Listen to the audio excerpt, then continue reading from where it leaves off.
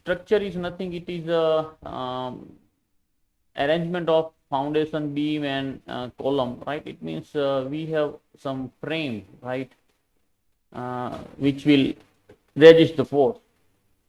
Now, what is beam? Beam is mostly a horizontal member, right? It is a horizontal member, where column is a vertical member, right? It is a vertical member, and mostly the cross section is very much less with its height, right? With its height. So this is the width and this is the depth of the column, right? So if you look at this lateral dimension, that is B and your depth, right, of the beam, that is much lesser than the height of the particular thing, and it is the vertical element, right? That is what called as the column. Strut is again the same thing, it is a vertical member. So first of all, we will define that what is the column and what is the truss. So let me just start. So here it is been taken from the R.M. Khurmi, right? That is, they have given the definition which refers to the machine, but it will be a same. So it is a part subjected to an axial compressive force, right?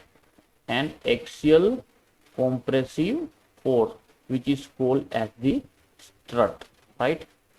If you take any element, right, if you take any inclined element or if you take any vertical element which is subjected to the axial force, right, compressive force, axial compressive force, then it is called as the strut.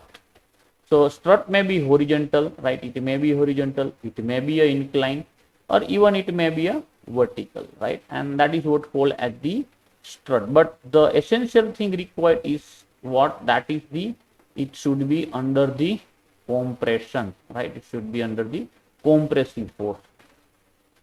So strut is a part of any structure or any machine which is subjected to an axial compressive. Please remember this thing, this word, axial compressive force, right? Axial compressive force, and it may be a incline, it may be a some angle, it may be a vertical, or it may be a horizontal, right? So this is what called as the strut. But the vertical strut, see here, vertical strut is also known as the column, pillar, or sensation, right? Column, pillar, or sensation. So mostly we use the, as a civil engineer, we use the word that is one pillar and another one that is called as the column, right? So this is what is regarding the column and strut.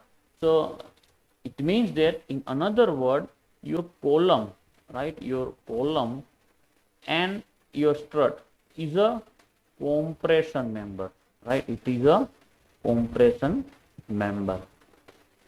So it is subjected to compressive force. It is, see, the essential definition is that it is the it is subjected to compression, and that is what called as the column or the strut, right? Now if we just take the example of the simply supported beam, look at here is the simply supported beam. If that simply supported beam is subjected to some loading, then what happen? Then there will be a deflection, right? There will be a deflection due to that W loading. So it means that your simply supported beam is subjected to bending moment and as well as the shear force, as well as the shear force. So the cause of failure, that may be either due to the bending or either due to the shear force, right? But when you talk about the your column, that is a compression member, that is vertical member, right? When it is subjected to force, right, that is the compressive force, right? If it is subjected to some force, a compressive force, then there may be a chances of that is what called as the compressive failure, it may be fail due to the buckling, right? It is buckling, right? So see, when you have the horizontal member, when it is subjected to loading, there is a deformation, right? This is what we call the delta, and this dotted line is called the deformed shape.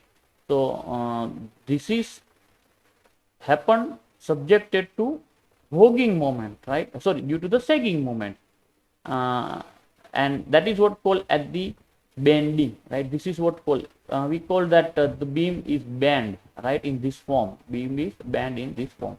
But when you have the vertical member, when it is subjected to a compressive force, and due to that compressive force, it will buckle, right? Like this, it will buckle. Your column will be bent like this, and this is what called as the buckling, right? This is what called as the buckling of the column. So now it is very much essential that we must know that how much load, right? How much load this column can resist when it is a compressive in nature, right? When it is compressive in nature.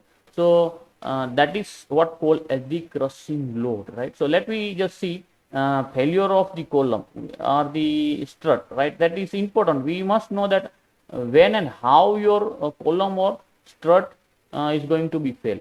So let me just see the definition that what does mean by the crushing load. So it has been observed that when a column or strut is subjected to a compressive load, look at here, the compressive load, and load is gradually increased, right? It means initially it was 0 and we are just increased 1 kilonewton, then 2 kilonewton. It means we are increasing the loading gradually. A stage will react, the stage will reach when the column will be subjected to ultimate load, right?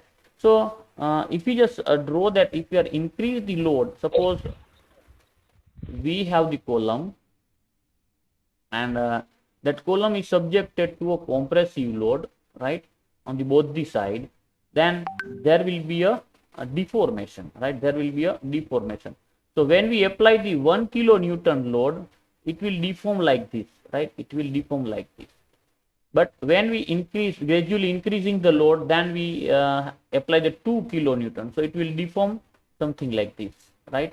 If we increase the more load than 3 kilonewton, it will deform like this. So there will be a more buckling, right? As you increase this force, right? As you increase this force.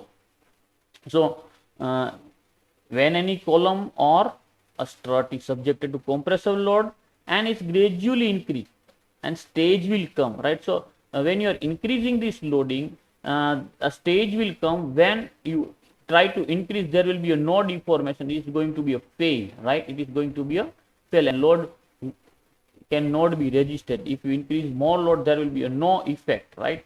And it is going to be a fail, right? So a stage will reach when the column will be subjected to ultimate load, right?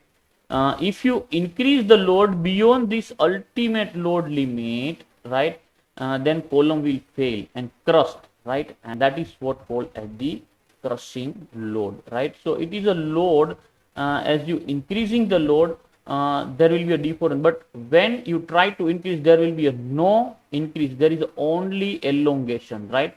There will be only elongation. So if we just plot the load here, suppose we use the delta, that is a deformation delta, and here we apply the force vertical axis.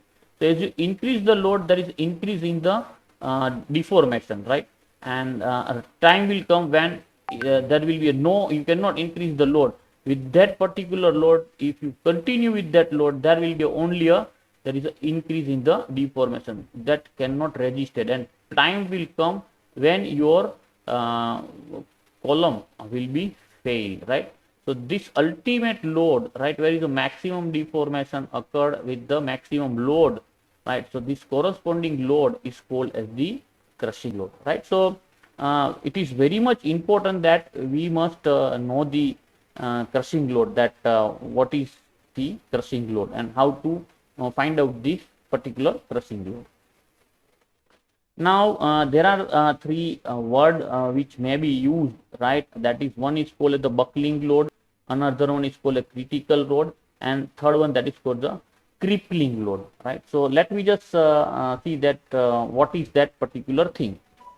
So it has also been experienced that sometimes compression member does not fail entirely by the crushing, right, but also by the bending. That is what called as the buckling. So see, before understanding this thing, let me just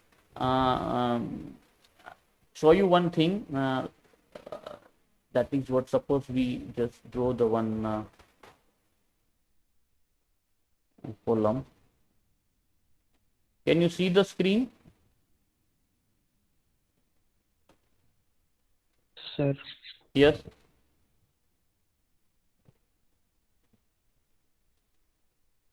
Yes. Suppose this is the column. Can you see the column which I drawn here 3D? Yes, sir. Okay. Yes, sir.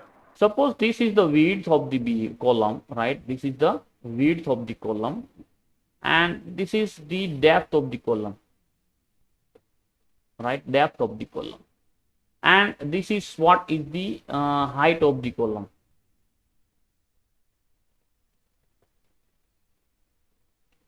So mostly we denote that with the span, that is L, small l. It is nothing, it is the height of the column. Now, when we apply the load, so I think you know that what does mean by the center of gravity, right? So here that is the x axis, right? And this is the central axis, that is y, right? Y axis. So this is the center of gravity, right? And as you know that what will be the x bar, here x bar will be the b by 2, and what will be the y bar, anybody? That is b by 2, right? That you have derived in the engineering mechanics, x bar and y bar. So this is the point which is called as the center of gravity. And there is another axis, that is the vertical axis, right? This is the vertical axis, and that is ZZ, right? That is what called ZZ. So if we applied any load, any type of the load, which is exactly at particular point of the center of gravity, right? Center of gravity here, right? Exactly on the center of gravity, right? If we apply the load exactly on the center of gravity, that is suppose P force, right? So same will be produced at the another end, right, as a reaction, right? That is again the P force, right? That is again the P force.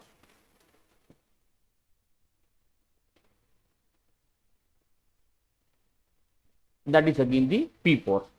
So it means on the both sides same will be the reaction produced at the another end. Now if you look at here, the load will be distributed in this cross sectional area, right? It will be distributed in this cross sectional area, that is B and D, right? So it means whatever the force, same will be resisted. If you take the cross section somewhere here, right, then that will be the cross section, it will be a plane, right? If you take the slice, as like potato chips, you are just taking the slice from the potato, whole potato, you have taken one slice from this column. So what happened, the vertical force is just transferring here, that is what called the P force on the particular slice, right? But the same slice will try to resist that force, right, throughout its whole area, right? This whole area will be resisting that particular force, right, because it is distributed in this slice, right? And if you take this in the planar surface, then it is something like this, right? The whole area will try to resist that force, right? That one force, right? And this is what called as the direct. This is what called as the direct force, right? That is what called a direct force, right? This is what called as the direct force or the direct stress, or we also call it the compressive stress. But if I have applied the force at some distance, right, at some distance somewhere here, right, if I am applying at this point, right, here I am applying the force, right, at this point, so it has some eccentricity in y it has some eccentricity. If you take this plan of that particular portion, I have applied the force somewhere here, right? It's at this point, right? So it has the eccentricity, that is Ey, and here the with the y-axis it is Ex. So here I have applied the force at this point, right? At this point, right here. So due to this force, what happened? There is a direct stress and as well as there is a bending, right? Because your force is on one side. It is not the axial load. It is not on the center of gravity. That's some eccentricity. So it will try to create the bending of the surface, right? Bending of the surface like this, right? And it means that it is subjected to direct stress as well as it is subjected to bending stress. So total stress produced in the column, that will be direct stress, that is P by A, and another one that is called as the stress due to the bending like this, right? This is what called as the bending, right?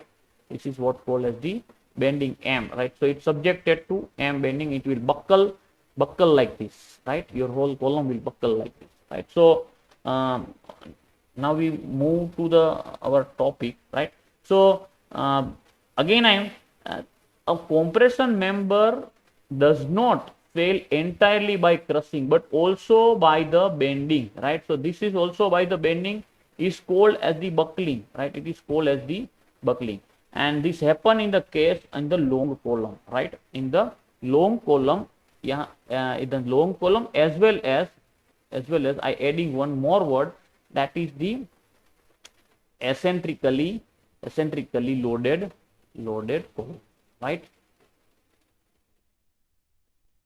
That eccentrically loaded column, right? So long column and short column. So let me again explain that what does it mean by long column and short column. So suppose I have one stick, right? I have one stick. Sorry, I have one stick. Length of the stick is almost 10 feet, right? 10 feet. Wooden stick is there,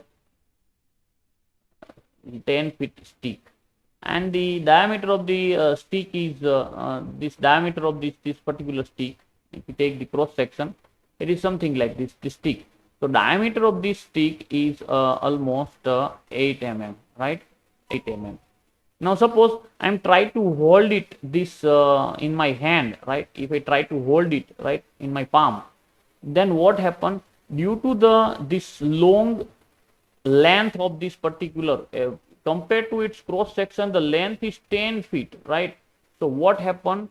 Without having any type of the loading, there will be some deformation, right? Without having the load, it may going to be a deform, right? It may going to be a deform, right? And that is what is called as the long column, right? So what is long column? That will be decided on based on the lambda, right? Lambda, that is what called as the slenderness ratio, right? It is called as the slenderness ratio. So if I just cut that by the 1 feet, right? If I just have 1 feet long, same cross section, and if I try to hold it in my hand, right, with the palm, right, in my palm, so there will be a no deformation, because the height, that is the length, and the cross section is proportionate, right? And it is not the slender one, right? And there will be a no buckling. So if you look at the very long column, right, if you with compared to the cross sectional area, the length is high, right? At that time, if you apply the little amount of the load, then you can see the a significant deformation, right? You can see the significant deformation, and this is what called as the long column. So that may occur in the long columns, right? It has also been observed that all the short column fail due to their crushing, right? Mostly the short column that is fail due to the crushing. So this will going to be fail by the crush, right? It is going to be like crush, and long column is fail with the buckling, right? That is crushing as well as the bending. Both will occur in the long column. So long column is subjected to compressive load. It is subjected to a compressive stress. If the load is gradually increased, the column will reach a state and it start buckling, and the load at which the column tends to have lateral displacement is called as the buckle and called as the buckling load, critical load, or crippling load. It means that what is that load when suppose you apply the P force, right, P1, then you apply P2. So suppose I apply the P1, at that time there is very little amount of the this deformation, right? But I reach to the P6, when I apply the P6 there is a significant deformation, right? There is a significant horizontal deformation, right? And this is what called as the buckling or critical load, and where your column is, if you increase the little amount of load from P6, there will be a failure of this particular column, and this is what called as the buckling load. So we have seen the two things, one that is called as the crushing load, and second one that is called as the crippling load. So crippling load mostly apply to the long columns, right? And for the short column it is a crushing load. But in the column we are bothered about the both the load, crushing load as well as the crippling load. Now the load, how much load the column can resist, that is depend upon the type of the end condition, right? End condition means the support condition. See, in the beam also we have seen the simply supported beam, right? Then we have seen the fixed beam, right? Both end is fixed, right? Then we have seen the one end is fixed and another one is a simple support or hinge support. This is called a probed cantilever, right? If we have the more than one support, then it is called as the continuous beam. Similarly, here in the column has also a supports, right? On the both the side there is a support. So there may be a both support is hinged or pin joint. It means I have the column both end,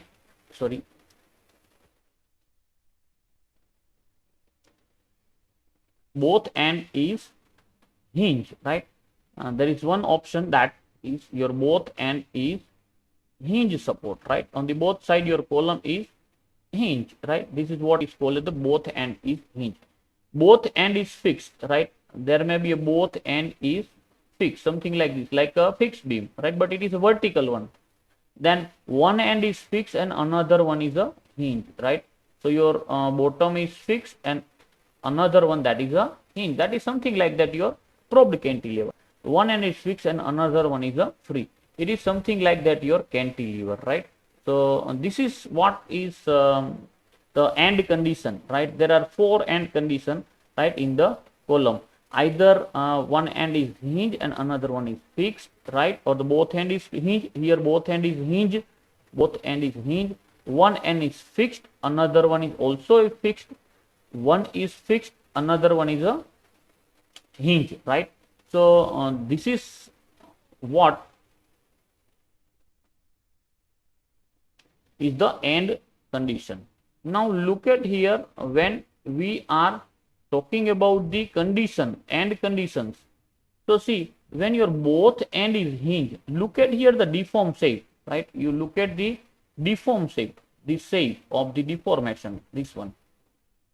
See, the whole span, right? The whole length of the column, actual length of column is suppose L, and when it is deformed, right, then it is called as the effective length, right? It is called as the L effective. If both end is hinged, then whatever the length of the column, same will be the effective length. Means the whole length will involve in the deformation.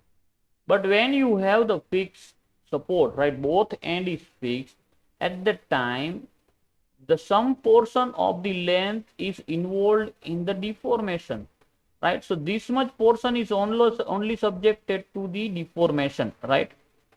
Only this much portion is subjected to deformation. This is what called as the L effective, right? Effective length.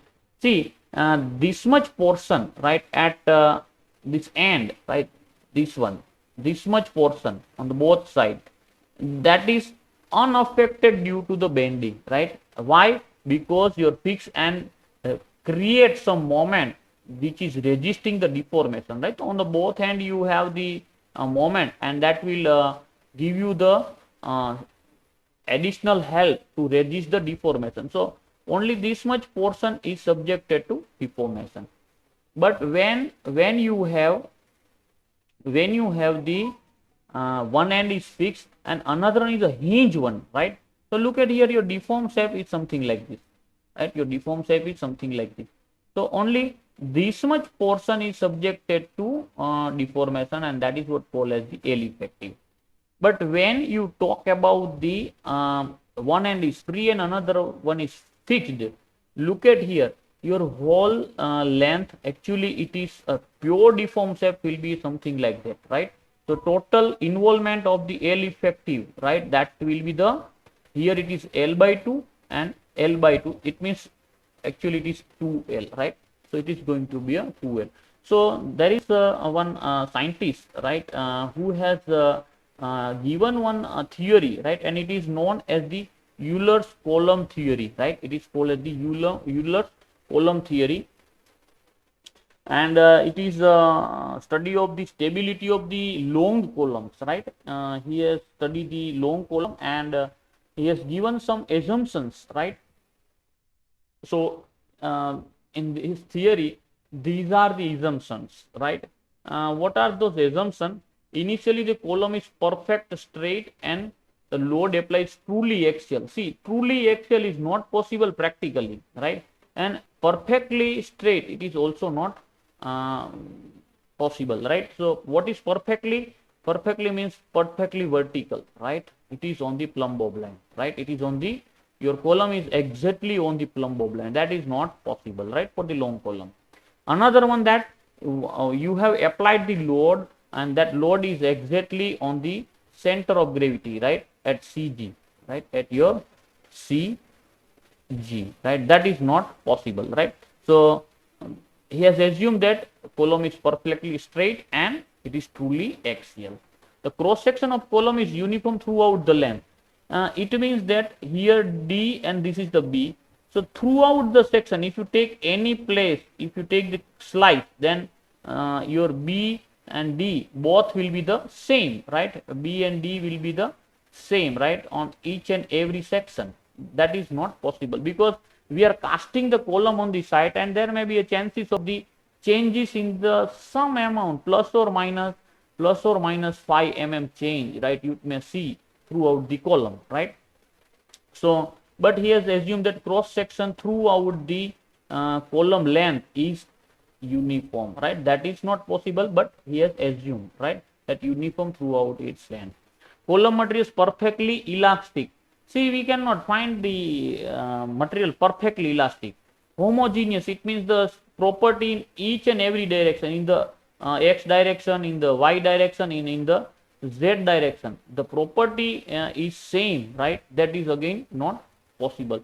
It means homogeneous and isotropic. It means the property in all direction is not same, and it obeys the Hooke's law, right? Hooke's law. What is the Hooke's law? Hooke's law, that is the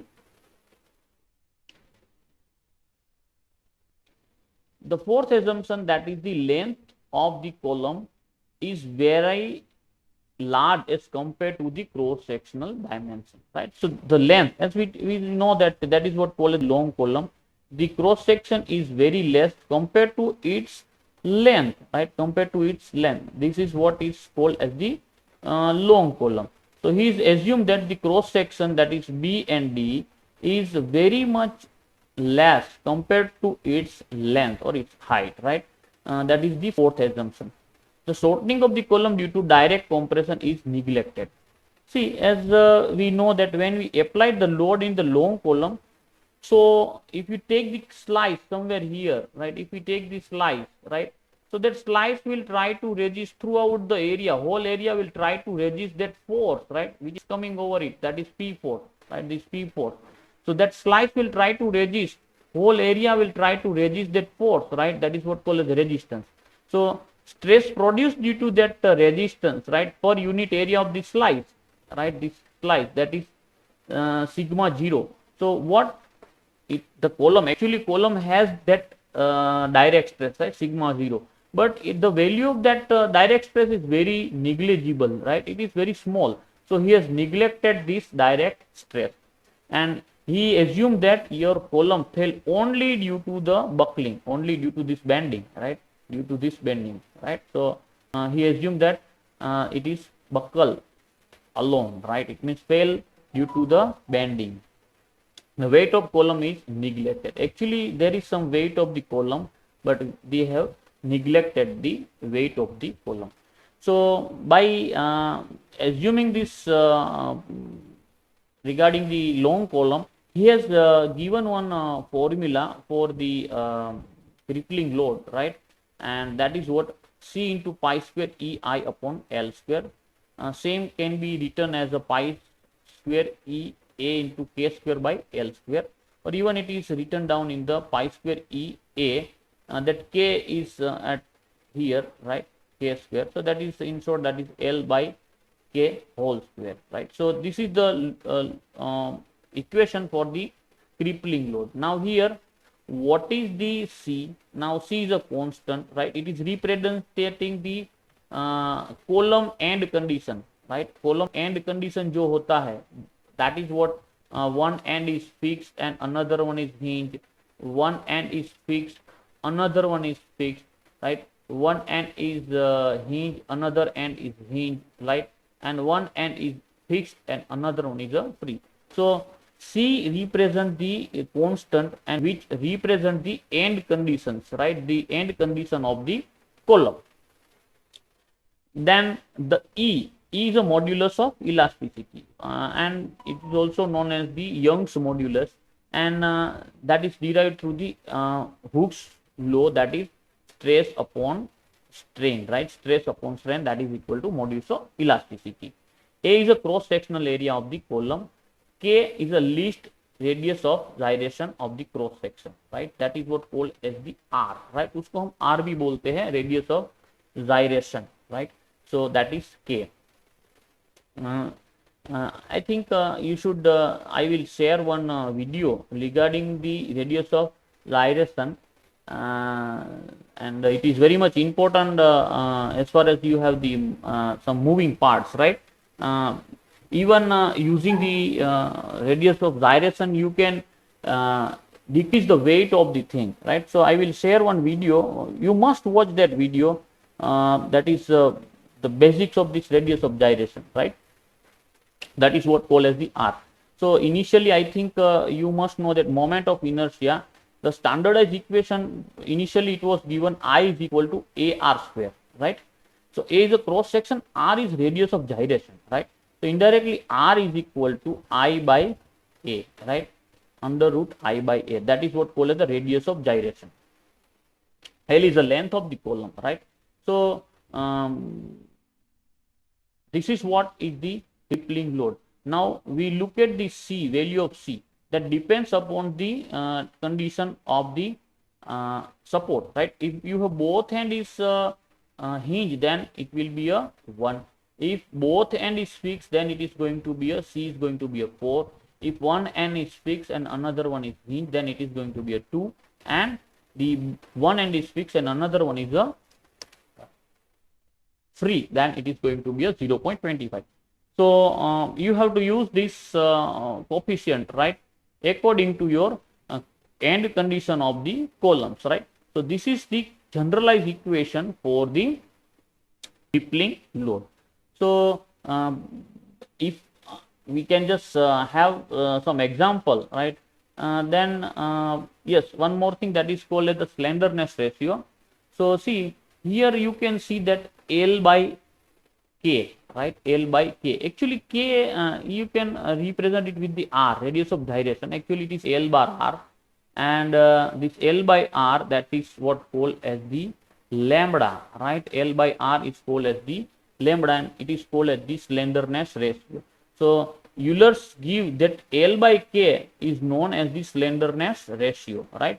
And it is also defined as the ratio of the effective length of the column, to least radius of gyration of the section, right? And according to the slenderness ratio, we are defined that whether it is long column or whether it is a short column. So if you have the higher slenderness ratio, see here, if you have the higher slenderness ratio, then what happen? If you increase the value of this L by K, that is slenderness ratio, you will have the decrease in the crippling load, right? So it means your your column can fail with the least force. So as there is an increase in this lambda, there is decrease in the crippling load. It means buckling load. With less amount of load, your column going to be a fail. So it is inversely proportional, right? And again, see this lambda is square, right? The power is 2. So if we take 2, right? So suppose this value is 100. So 100 by 2, that is 50. But if you have 3, right? If you have, sorry, that is 4, right? L by 4, because L by K whole square, that is 4, right? So it is going to be a 25. But if your lambda is 3, right, then it is going to be a 9, right? So the value is very much less. So if you have increase in the lambda, there is decrease in the buckling load. So with less amount of buckling load, your column is going to be a fail. Okay, so equivalent length of the column, right? And here he has given the crippling load is equal to pi square EI upon L square, where this L is equivalent length or effective length that I have seen. Right? So L is equal to original length. This small L is the actual length of the column, and L, capital L, is the effective length. If both end is hinged, then your capital L will be L. If one end is free, another is fixed, then L by 2. One hinge, another fixed, then it is L upon under root. And one end is free and another one is a free and another one is a fixed, then it is going to be a 2L, right? So let me just show here in the previous understanding. See here, this L effective, what I have written here, that is nothing, it is a capital L. So if both end is in, then L is equal to L. Here if your both end, one end is fixed, another one is a your that is what called fixed, and another one is a free, then it is going to be a L by 2. So it is something that which is here generalized by the Euler, that he has given the equivalent length, right? That if both end is in, then it is L. One end, both end is fixed, then it is going to be L by 2. If one end is fixed and another one is in, then it is L upon under root 2. And if one end is fixed and another one is a free, right? Fixed and free. So here, look at here, I have also write down that L effective will be a 2L, right? Here L will be the L by under root 2, right? So that is what given here in the equivalent length. Now let me just see the example. So suppose we have one T cross section, and the T cross section is vertical one, something like this. Let me try to draw it.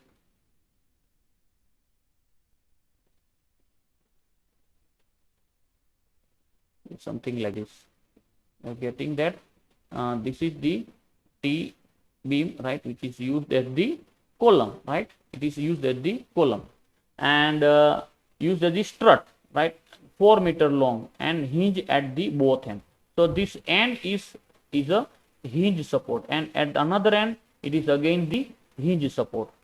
Calculate the crippling, how much load it can resist, right? So they have given the Young's modulus, that is 200 kilonewton per mm square. So we want to find that if we have the T cross section, I think you have derived the center of gravity of this type of the cross section in the engineering mechanics, right? That is your T beam. So this vertical point is called as the web, and this is called as the flange. So this is your flange and this is your web, right? So 150, 120 and 20. So first is flange, first dimension is flange, second dimension is web, right, that is W, and third dimension, that is this width, right, of the whole string, right, that is 20 mm. So we first of all find out the area of the flange, then we find out the center of gravity of flange, then we find out the area of web, and we find out the center of gravity of web, and we put that y bar a1 y1 plus a2 y2 plus a. This is what that given in the how to find out the center of gravity. So first of all we find out the y bar. So see, it is symmetrical with the y axis, right? So you can directly find out this x bar, right? But if you talk about the x axis, then it is not symmetrical, right? So you have to find out the y bar. That is why we have find out the y bar. So once you have that y bar, then after you find out the moment of inertia, right? I think I'm not going into detail. You have to refer. I told you that you must have the knowledge of the CG and MI, right, in the engineering mechanics, right? You must refer this thing, right? So you find out the moment of inertia in the x's and yy, right? So that is what be the cube by 12, right? And it is also dB cube by 12, right? So we find out the I, and then we just put the value, both hand is hinged, that's why capital L is equal to small l, that is 4000 mm, and so W will be pi square E I upon L square. So it means that this column can resist the load of 703 kilo Newton. So if you have the T section, 150, 120 by 20, and both hand is hinged, and the length, if you put length, that is 4 meter, then the same section can resist 703 kilo Newton load, right, as a crippling. If you increase by 705, then there will be a failure, right? There will be a failure of the column, right? So this is how we can find out the loads, right?